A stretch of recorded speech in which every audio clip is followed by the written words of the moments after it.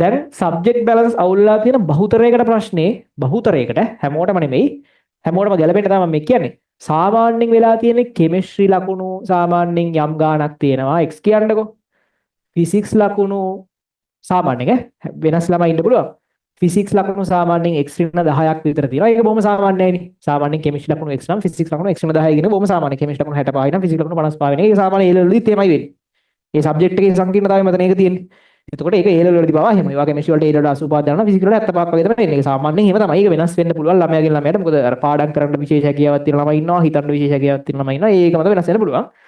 සාමාන්‍යයෙන් ඇවරේජ් ළමයෙක් ගත්තොත් මේක තමයි තත්ත්වය. ඒගොල්ලෝ සබ්ජෙක්ට් බැලන්ස් නැහැ කියලා කියන්නේ යාට බයෝ වලට හරි මැත්ස් වලට හරි සාමාන්‍යයෙන් ලකුණු x ඍණ 25 විතර ඕ ඒ වගේ ගත්තම තියෙන එකක් නේ ප්‍රශ්නේ තියෙන උතර. බයෝ වලට මැත්ස් වලට x ඍණ 25. ඕ ඒ වගේ මට්ටමක ලකුණු තියෙන ප්‍රශ්නයක් හින්දානේ ඔය බයෝ මැත්ස් මේ කතන්දරේ තියෙන්නේ. හරිද? එතකොට ඒක වෙනස් වෙන්න පුළුවන් ළමයාට මම කියන එකත් එක්ක ගලප ගන්න ඔයාලට තියෙන ප්‍රශ්නෙත් එක්ක. හරි.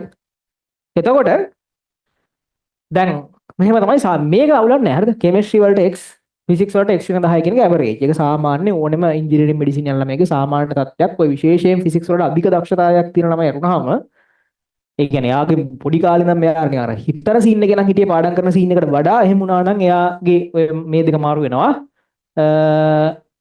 මේක මෙහෙම තියෙනවා. සාමාන්‍යයෙන්. හරි. ඊළඟට දැන් මේකේ කරන්න තියෙන්නේ මෙහෙමයි. දැන් ඒ කියන්නේ ඔයාගේ සබ්ජෙක්ට් තුනක් තියෙනවා. එක සබ්ජෙක්ට් එකක් යම් ලෙවල් එකක්. අනිත් සබ්ජෙක්ට් එක යම් ලෙවල් එකක්. තුන්වෙනි සබ්ජෙක්ට් එක ඩවුන් කියන එකනේ වඩ තියෙන ප්‍රශ්නේ. සබ්ජෙක්ට් බැලන්ස් නැහැ කියන්නේ ඕකනේ. එයා හෙන්න යුද්ධයක් කරලා මේ මං කියන ඒවා කරන්නේ නැතුව මේ කියන වැඩත් කරන්නේ නැතුව ඔයා හිතන්නකෝ තුන්වෙනි සබ්ජෙක්ට් එක සුපිරි ඉස්සිල්ලක් ඉස්සුවා කියලා. සුපිරි වැඩ කිරිල්ලක් වැඩ කරලා තුන්වෙනි සබ්ජෙක්ට් ඉස්සුවා කියන්නකෝ. හරිද? තුන්වෙනි සබ්ජෙක්ට් එක සුපිරි වැඩ කිරිල්ලක් වැඩ කරලා ඉස්සුවොත් කෙමිස්ට්‍රි ෆිසික්ස් ඕදලම යනවා. ආයි කතා කරන්න දෙයක් නැහැ. කතා කරන්න දෙයක් නැහැ. ඔයා මේකේ ඉන්නේ A මට්ටමේ නම් ඔයා මේකේ ඉන්නේ B මට්ටමේ නම් ඔයා මේකේ ඉන්නේ S මට්ටමේ නම් ඔයා මේක A එකට අදින්න ගියොත් හොම්බෙම්ම යනවා. හොම්බෙම්ම යනවා. ඒ නිසා කියන එක අහගන්න.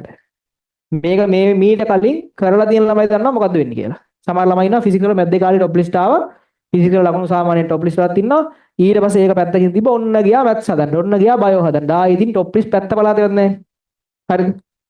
টොප් ලිස්ට් පැත්ත බලා දෙවත් නැහැ. ඒ නිසා කරන්න නම් එපා.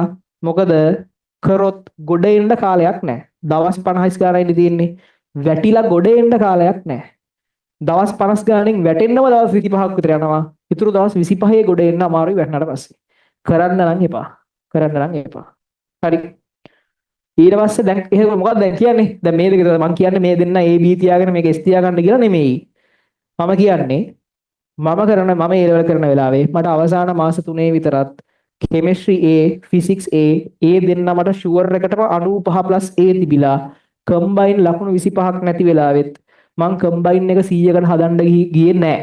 මොකද මම දන්නවා ගියා නම් අනිවාර්යෙන් වැටෙනවම තමයි. ගියා නම් අනිවාර්යෙන්ම කෙමිස්ට්‍රි ෆිසික්ස් දෙකත් වැටෙනවම තමයි. හරිද? ඊට පස්සේ කෙමිස්ට්‍රි ෆිසික්ස් දෙකත් වැටෙනවම තමයි. ඒ නිසා කරන්න තියෙන දේ තමයි මෙන්න මේක. හරි. දැන් ඔයාලට යම් බැරි සබ්ජෙක්ට් එකක් තියෙනවා. මොකක් හරි යමන්නේ. සමහරට වඩා බැරි සබ්ජෙක්ට් එක ෆිසික්ස් වෙන්නත් පුළුවන්. සමහරට වඩා මැත්ස් වෙන්නත් පුළුවන්. බයෝ වෙන්නත් පුළුවන්. දැන් බැරි සබ්ජෙක්ට් එකක් තියෙනවනේ.